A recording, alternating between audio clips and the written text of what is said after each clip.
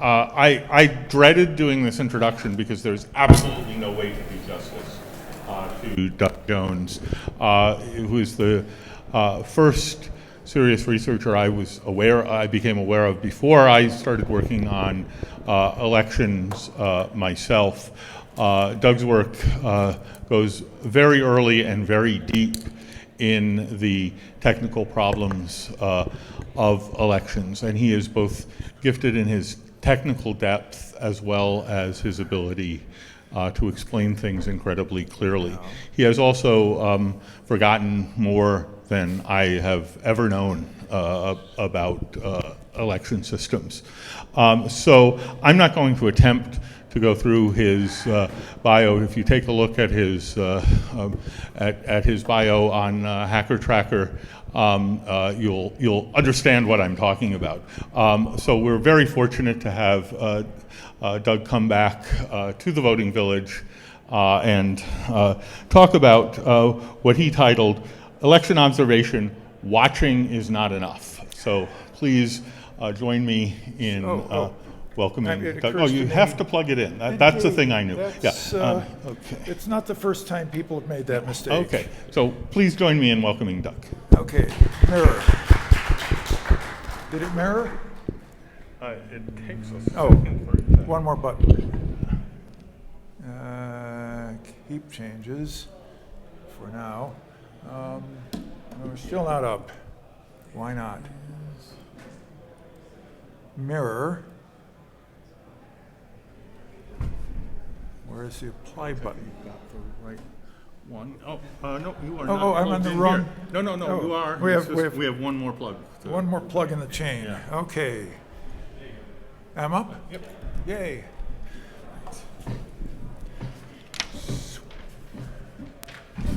Slideshow. Oh, come on. Last time I did this, there was a slideshow option.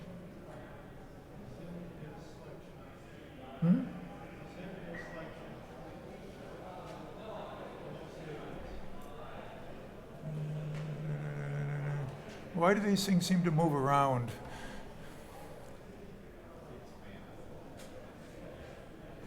Wait a minute. Save as. Present. Oh, there it is. Okay. So, merely allowing people to watch is not enough. Well, election observation, it's first worth asking, why do we bother? Isn't it obvious? Without observation, we have to trust the election administrators, and there's a long history of election administrators abusing that trust, most frequently simply by making mistakes. Trustworthy elections require a degree of institutionalized distrust.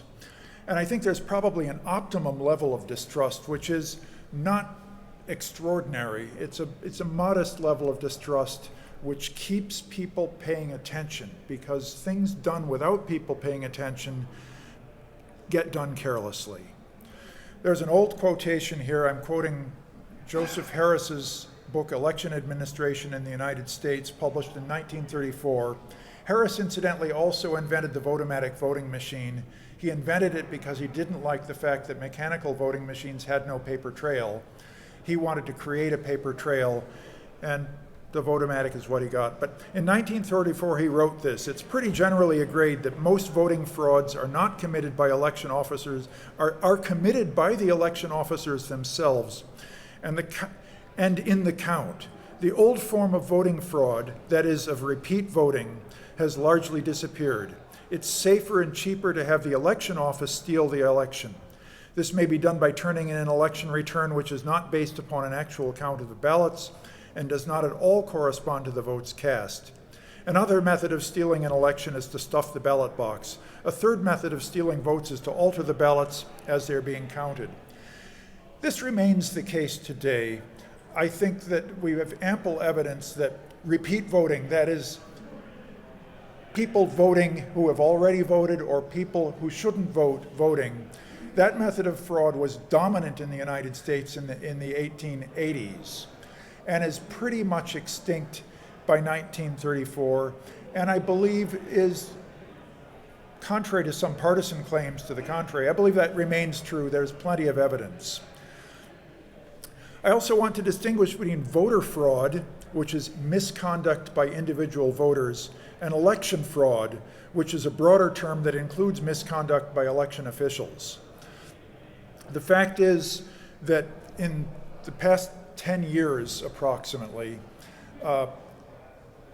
when people in the election integrity community talk about about our election integrity concerns, many of the people that are hearing us are saying, oh, well, we're also worried about election integrity. We're really worried about voter fraud. And that's a pivot that turns attention towards the voter, away from the technology and away from the administration of that technology. I think it's a dangerous pivot that allows defects in our technology to be ignored. I also want to emphasize, I really believe the vast majority of election officials are genuinely honest and really care about elections. I don't always believe they're doing a good job, but I believe they're almost all of them trying hard to do a good job. The trouble is people make mistakes. In an election in the United States, we have on the order of 2 million people involved in the administration of every election. This is from the level of poll workers all the way up to the level of state election officials who are certifying the results. It includes technicians hired by the counties, it includes temps, it includes vendor representatives, it includes a vast army of people. Roughly 1% of the electorate is involved in conducting the election. With those numbers of people, if you don't believe some of them make honest mistakes, you're crazy. This happens. So a well-designed election observation program can defend against these problems. And I want to emphasize design. There are several types of election observation. There's partisan observation. The Democratic and Republican parties both mount intense national scale observation programs at every election, at every general election. Local elections aren't as well observed by the partisan observers. In addition, there are non-governmental organizations that do election observation. In the United States, most of the NGO observation has been coordinated into a single umbrella organization that mounts a national scale operation, and this is important. I believe that the coordination of these election observation missions is crucial. In addition, there are international election observers, the Organization for Security and Cooperation in Europe, the Organization for American States, the European Community, all of them mount international election observation missions. Generally, when there is an election observed by multiple international observing missions, they coordinate and produce a single unified observing mission. At least that was my experience with it. In these, there are two different kinds of observing. There are passive observers whose goal is not to intervene in the election process, but whose goal is to observe and after the fact produce a report on the conduct of elections. And there are active observers whose goal is to intervene as quickly as possible when problems are encountered. These both have their role, and I want to encourage people to support both roles. There are many legal barriers to election observation. In many US states, each political party gets one representative per polling place. That means if you're not the representative appointed to a polling place by a political party and you want to observe, you're stuck outside the polling place, asking voters after they've emerged whether there were any problems, and asking the voters in their capacity as voters, they were in the polling place for the duration of their voting session, to observe what they saw and taking those observations secondhand. First-hand observation tends to be better than second-hand observation, but second-hand observation still allows you to collect and correlate useful information about what happened. So the consequences of the partisan observing model that is in many state laws is that in a primary, the party machine has an observer, but the opponents to the party machine don't have observers. I, for example, was working with a Tea Party insurgent who was trying to contest an election in Maricopa County, Arizona, and the party establishment had an observer at the count, but he was the insurgent from the right, but he was the insurgent and he was not able to observe at the count. This is not right. In addition, there's no observation by, I talked about this, so we'll move on. Another example of a legal barrier. In New York and many other states, it's not legal to photograph a voted ballot. This is an important protection between the time a voter marks the ballot and the time that ballot is shuffled into the ballot box. Taking a photograph of a ballot, for example, in the polling place, which is where that most often occurs, is in fact a threat to voter privacy. But on the other hand, cameras are a very important documentary tool to document problems. And this photograph here, which was taken illegally and which was then submitted to court in New York as evidence, is a perfect example of why an observer should be allowed to have a camera. This is a batch of ballots during a recount whose provenance was uncertain.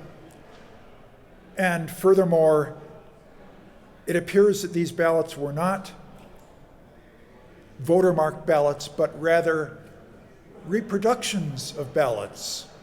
What were they doing out there on top of a ballot box, unsecured and not part of any inventory batch?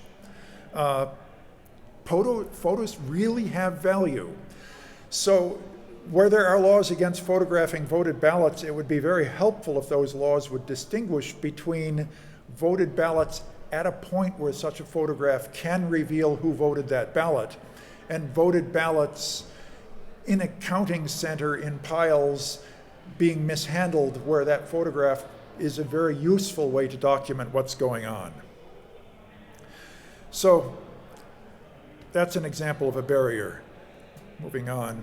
In Mississippi, observers are not permitted to observe the elections for referenda or constitutional amendments. They're only allowed at partisan elections. Why in heavens is that? Is there any reason to believe that observers aren't needed at referenda? I have no reason. In Oklahoma, partisan poll watchers may not observe voting. So, partisan poll watchers in Oklahoma may observe the opening of the polls, and then they must leave the premises, and the voters are allowed in to vote. And then at the end of the election, the partisan poll watchers are allowed into the polling place to observe the closing of the polls, but they couldn't observe the actual conduct of the election in the polling place. I think that's crazy, but that's Oklahoma. Oklahoma allows election officials, requires that there be one election official appointed from each major party. And so it says that the majority party and the second largest party each get one official at the polling place. So that's how they compensate for excluding the observers. And of course, no provision for nonpartisan observers. There are states that have provisions for nonpartisan observers. Access to documentation is another problem. If you're observing a process and you do not have access to the documentation about how that process should proceed, then how in heavens can you tell whether the process is being conducted correctly? The most extreme example of that I found was in Kazakhstan, where I observed an election, where the law on voting equipment was partly a state secret. Why? Is there some obscure, were they simply deciding that nobody should know how the votes were being counted? I don't know, but it's in our report on Kazakhstan. Many voting system vendors have historically limited access to all vendor documentation.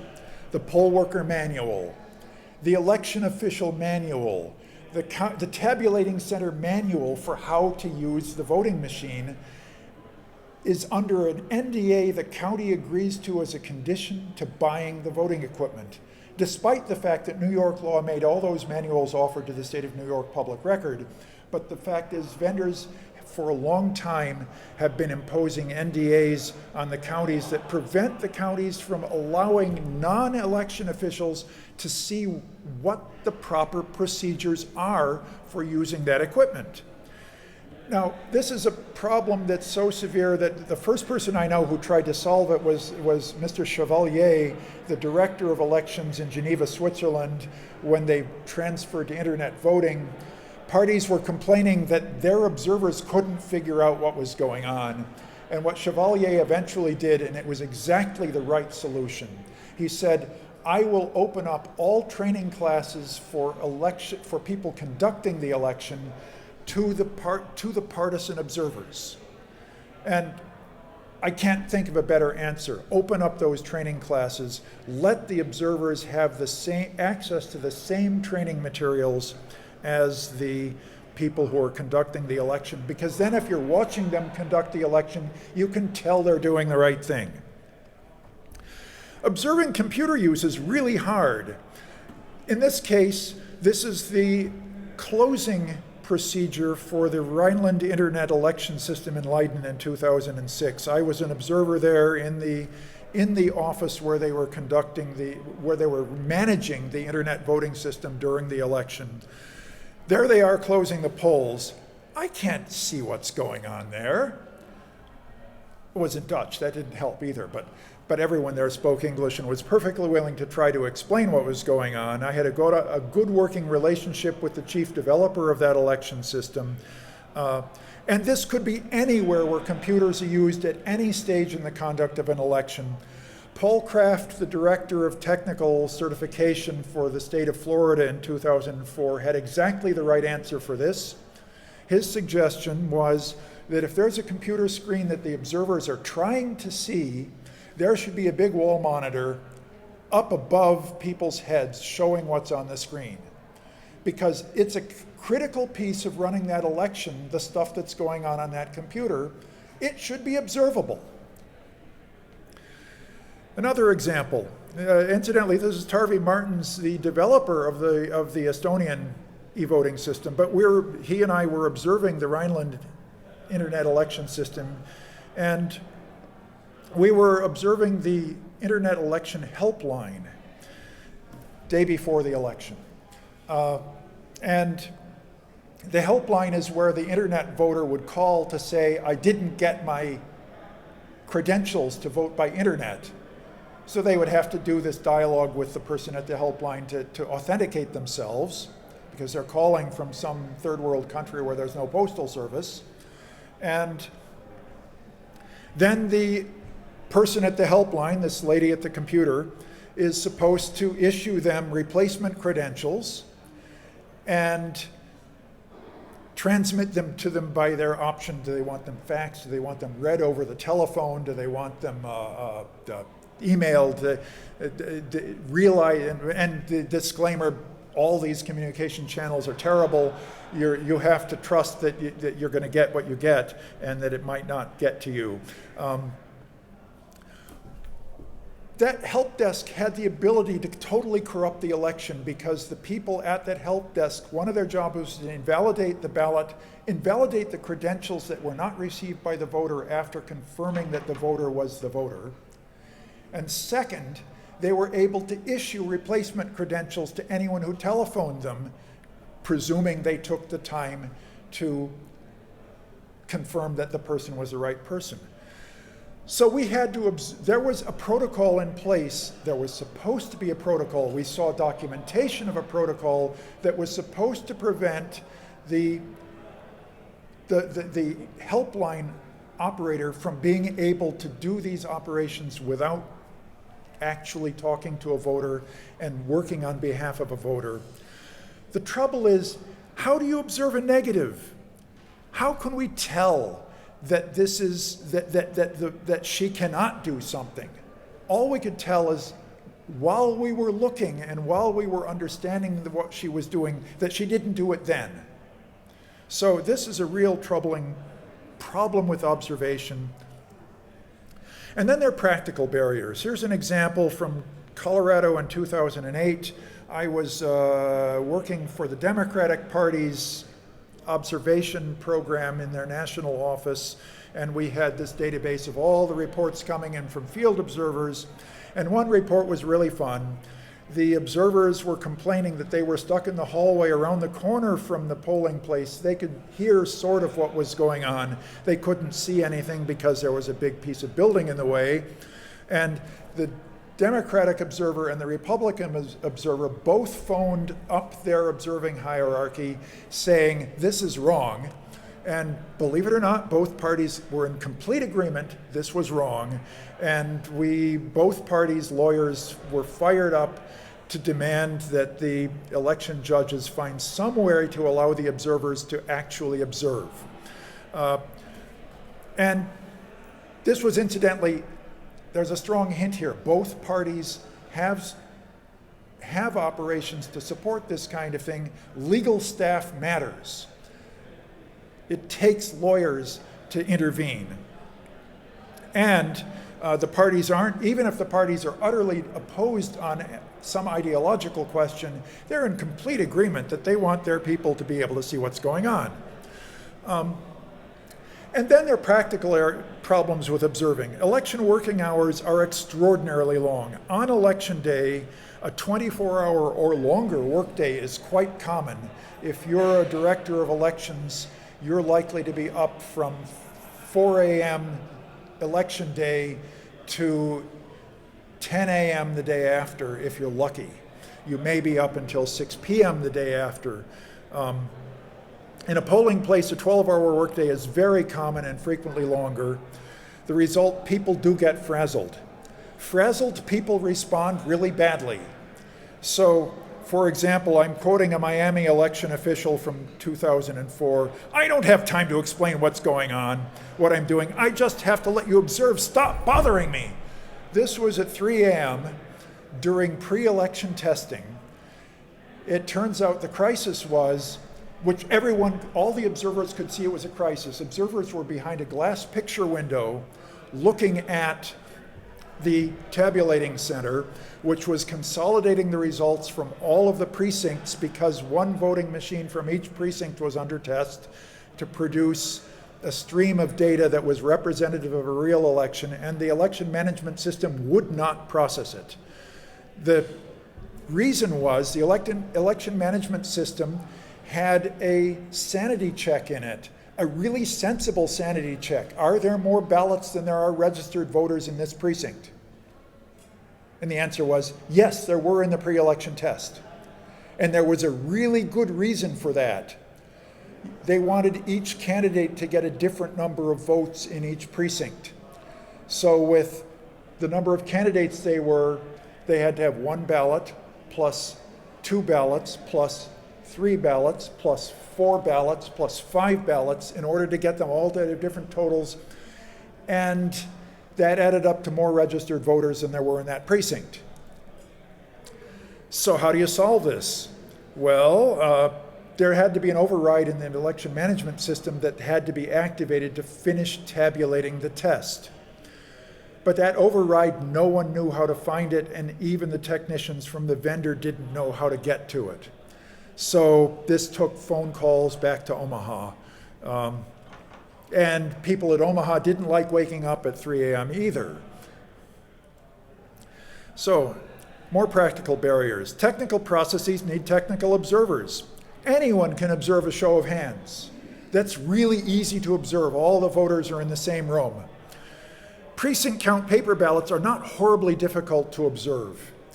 Old-fashioned paper ballots placed in a ballot box by voters voting in voting booths, the Australian voting method invented in the 19th century that we still use today in most of the world. That is easy to observe in precinct. You add central count paper ballots, and suddenly you have problems of observing a chain of custody. Chain of custody is messy.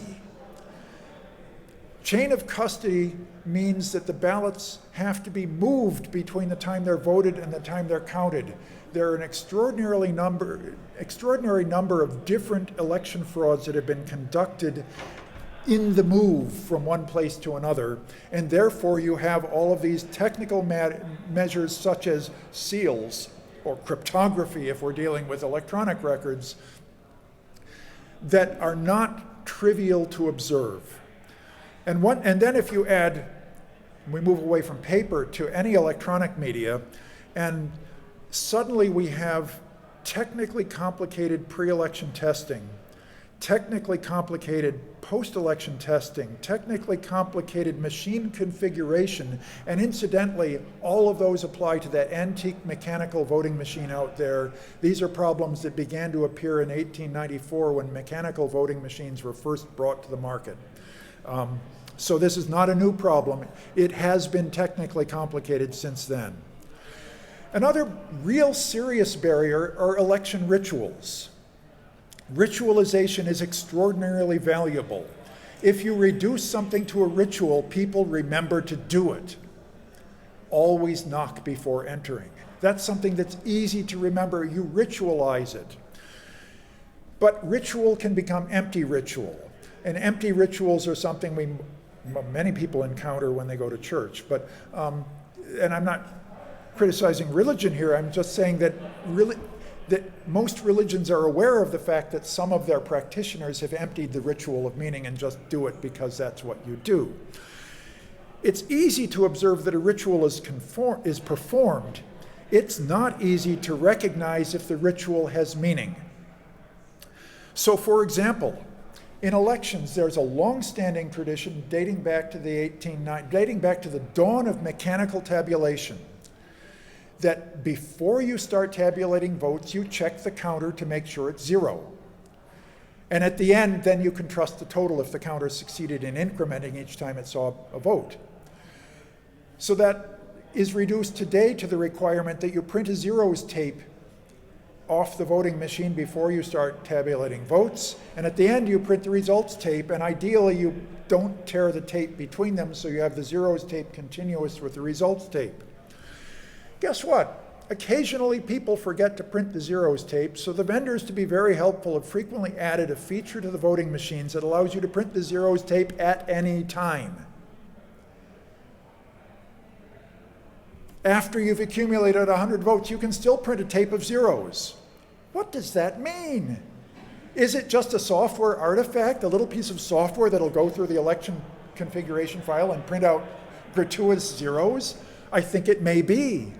And even if it isn't, how do I know that that zeros tape how do I know that the ballot box wasn't empty? How do I know that, for example, something that really happened in 2002 in Iowa, where in one precinct they ran the test ballots during the pre-election test, and then they forgot to clear it, and they added the voted ballots in. It was easy to subtract once they found the mistake because the test ballots all said test ballot on them, thank goodness. Afterwards, they figured out how to fix this, but the zeros tape mechanism simply reported zero. It didn't report the fact that there were 12 ballots in the ballot box. Crazy. Palm Beach County 2000, there was an even funnier failure. It was with the Votomatic machines. Before the polls opened, the poll workers were supposed to stick a Votomatic ballot in each Votomatic ballot marking device and vote for every candidate in every race, punching a whole bunch of holes in the ballot.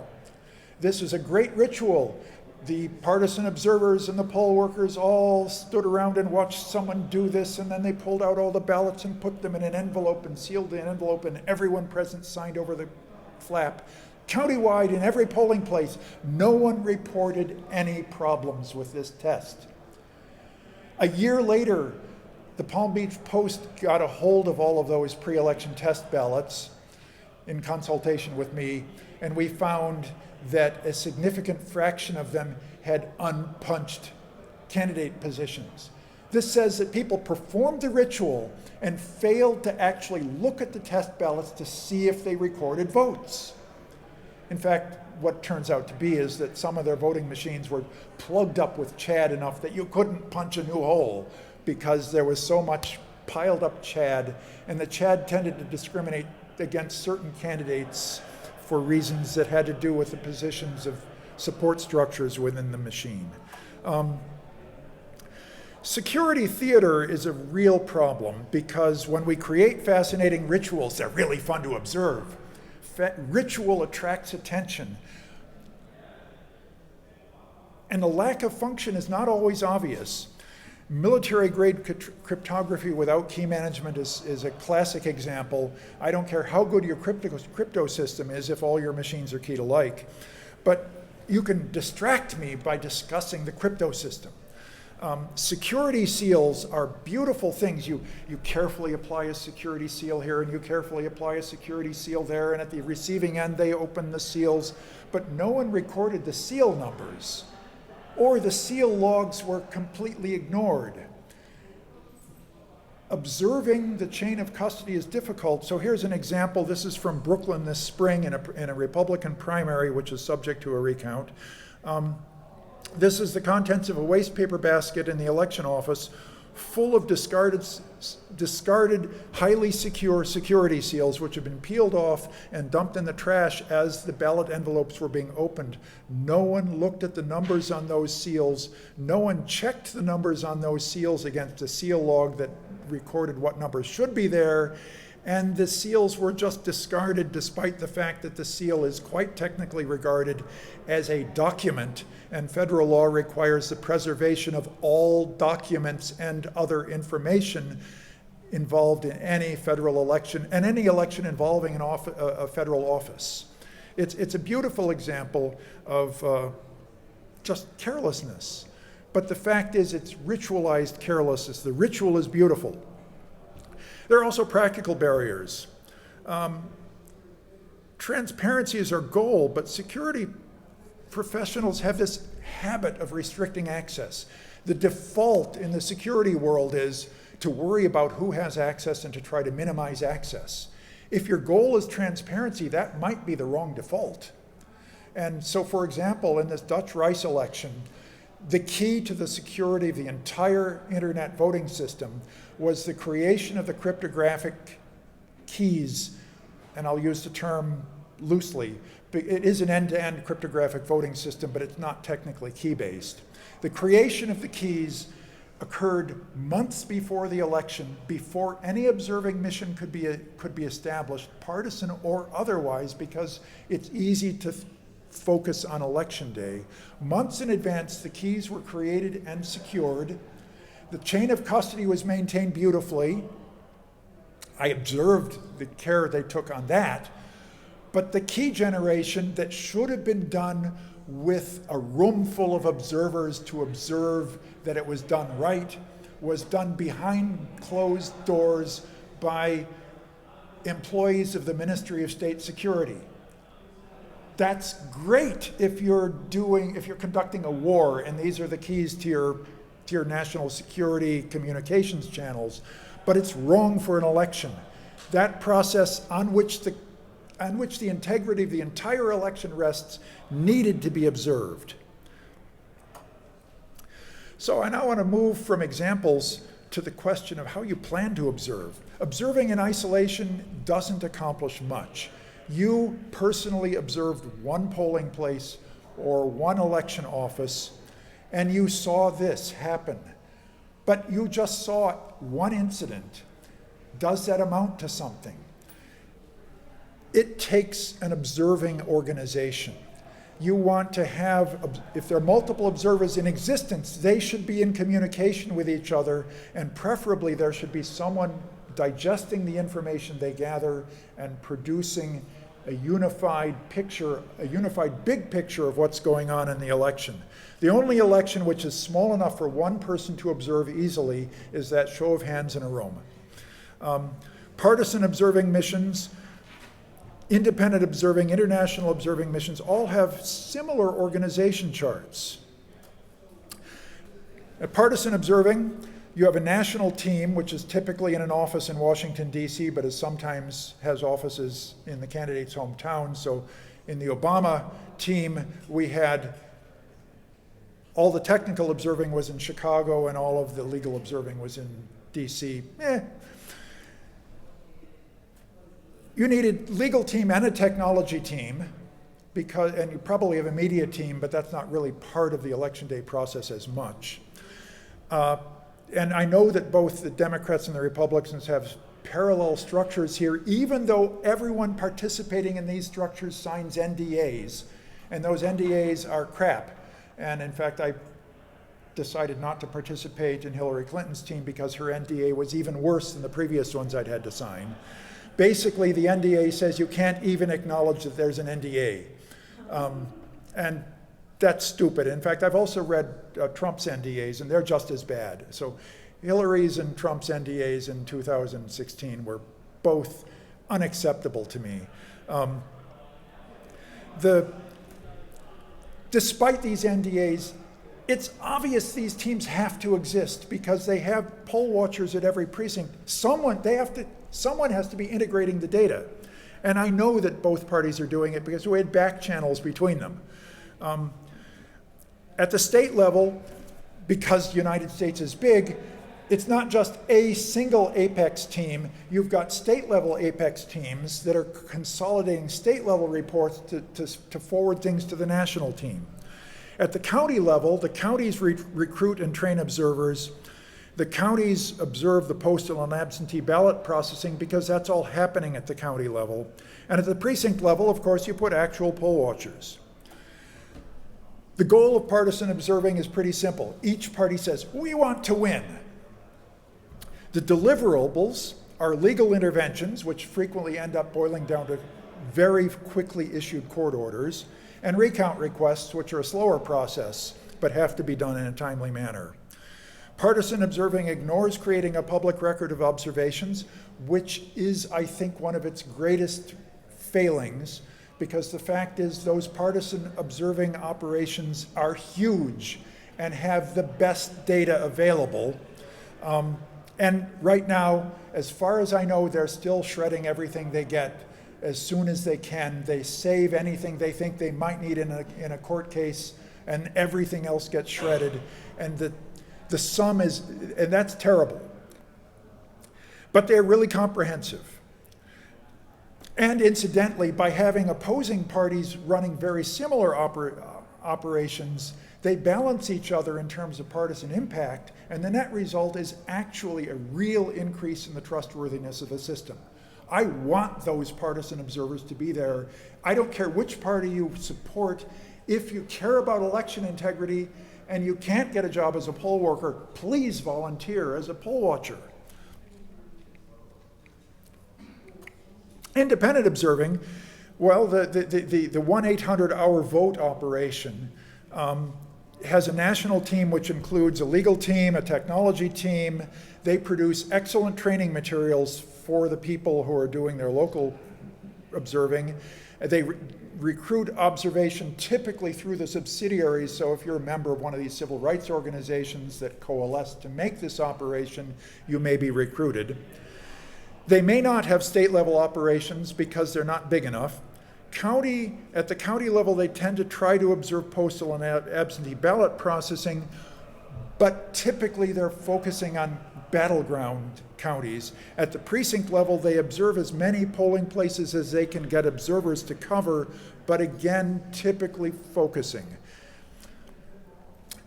How close am I to the end? We're 10 minutes over and there's some other talk. Oh, okay. So, independent observing, the structures are very similar, but its goal is different. I'm sorry, the international observing structures are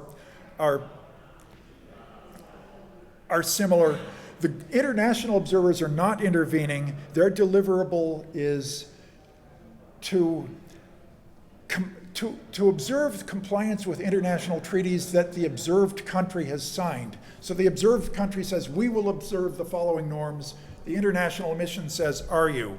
And my conclusion is a wish list, which I've already gone through, recommended reading the OSCE, ODIHR, or ODIHR handbooks are really good. They have election observing handbooks for technology, for polling places, for all kinds of issues. The Carter Center also produces good information. The European Union election observing handbook is good, and all of this is going to end up on the internet, so you can have my slides then.